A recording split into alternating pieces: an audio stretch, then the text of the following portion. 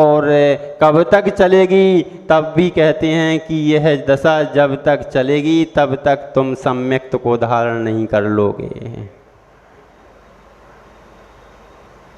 भटक गए तो फिर भी लटक गए, सम्यक धारण किया और कुछ समय बाद उसमें भी तुम भटक गए, तब भी लटक गए।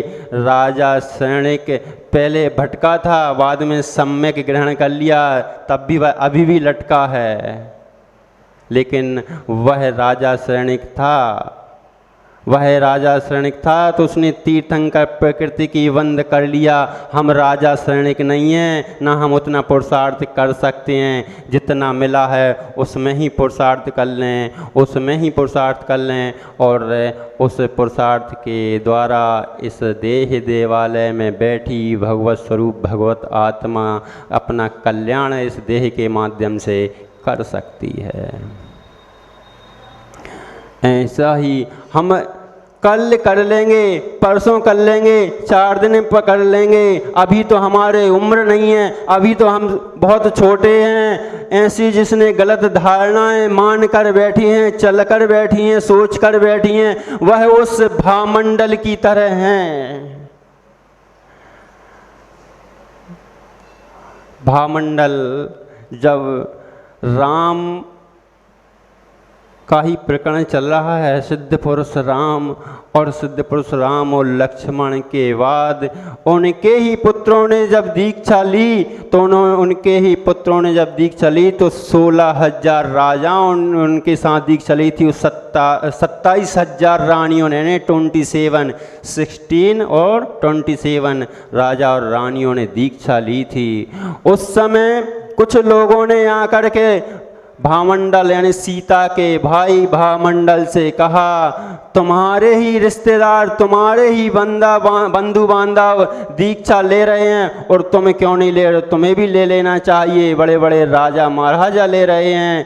तब वह भामंडल कहता है, राग के वशीभूत इतना कहता है कि अभी मैं अगर दीक्षा ले लूँगा तो मेरी जो महारानियाँ हैं, रानियाँ हैं, वे मरण को प्राप्त हो जाएंगी और मैं नहीं चाहता कि मेरे कारण वह मरण को प्राप्त हों।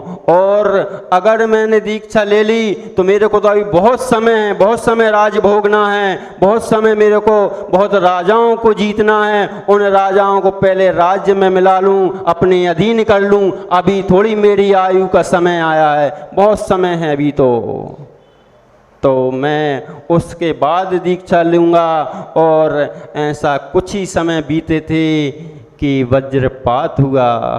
बैठा था छत पर, आकाश की ओर निहार रहा था, निहारते वज्रपात हुआ यानी बिजली तड़की और वहीं उसकी आयु का काल समाप्त हो गया। बहुत से सोचते हैं ले लेंगे, कर लेंगे, अभी तो बहुत समय है। अरे समय कब किसने देखा, किसका समय देखा? सब काल किसी का समय नहीं देखता, काल किसी की उम्र नहीं देखता। काल तो देखता है तुम आए हो, हम तुम्हारा नंबर आ गया, तुम्हारी उम्र समाप्त हो गई, हमारे अनुसार तुम चलो, तुम्हें मालूम नहीं है। आचार्य भगवान रविशरण स्वामी पद्म पुराण में भी यही लिख रहे हैं कि अगर कोई भी श्रावक ने अगर कोई छोटा सा भी नियम व्रत अंगीकार नहीं किया तो वह कोरे मटके के समान है। उसका जिस प्रकार की उल्टा मटका घड़ा यानी घड़ा उल्टा घड़ा कोरा, उसमें कुछ ठहरता ही नहीं है। उल्टे मटके पर जितना पानी डालो उतना ही बह जाता है। वैसे ही हमने अगर कोई व्रत नियम संयम अंगीकार नहीं किया तो जीवन भर हमारा भोग इंद्रिय भोगों में चला गया तो हमारा वह कोड़े उल्टे मटके से कम नहीं है। और एक दिन थोड़ी सी चोट लगती है और थोड़ी सी चोट लगने के बाद वह बिखर जाया करती है। उसने बहुत समय है, अभी हमने ले लेंगे। छोटे से भी जिसने व्रत का नियम नहीं लिया, सोचना वह बहुत ही अभी उसकी भव्यता दूर है। छोटा सा भी अगर जिसने नियम ले लिया तो सोचना वह निकट भव्य प्राणी है, क्योंकि व्रत छोटे से नियम से ही बड़े बड़े नियम हो जाते हैं। जिसके भाव एक नियम के हो जाते हैं, उसकी प्रैक्टिस शुरू हो जाती है। वह सोचता है यह किस प्रकार होता है, जिस प्रकार की ट्रेन निकलती है, ट्रेन के पहले बैरियर लगा होता है, ट्रेन के निकलने के पहले बाद में जो बैरियर खुलता है तो वह व्यक्ति खड़े होते हैं लाइन लगाकर, कतार लगाकर, और अपने क्या करते हैं, पहले गाड़ी मेरी आगे लगा लूँ जिससे मैं पहले निकल जाऊँगा जैसे ही बैरियर खुलेगा।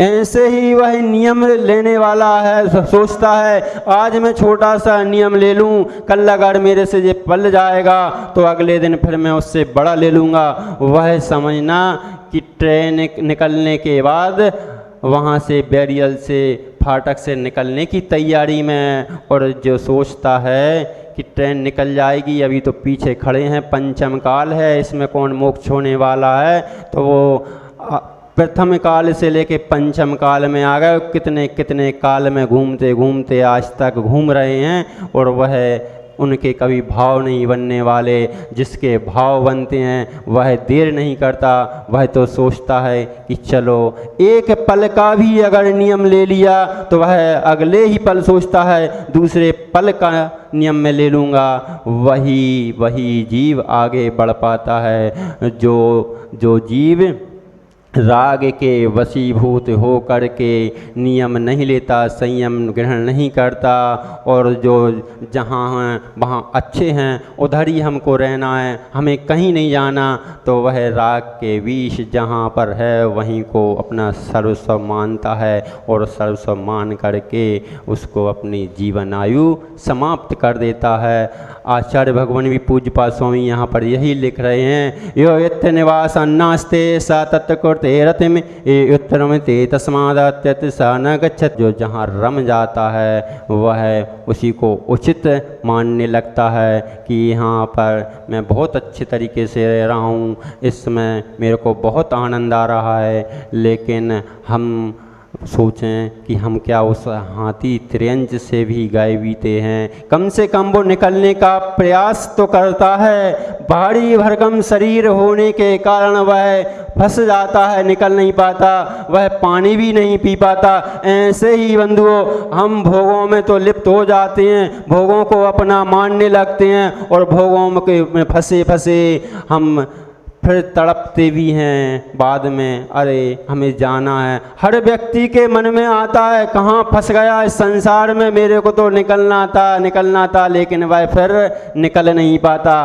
क्यों नहीं निकल पाता? क्योंकि पहले राग कर बैठता है, और जब राग कर बैठता है तो सब राग उसी में विलीन हो जाते हैं, राग में विलीन हो जाते हैं, और विलीन होते होते पूरे शरीर पूरा देह अपना उसी में अपनी उम्र नष्ट कर देता है।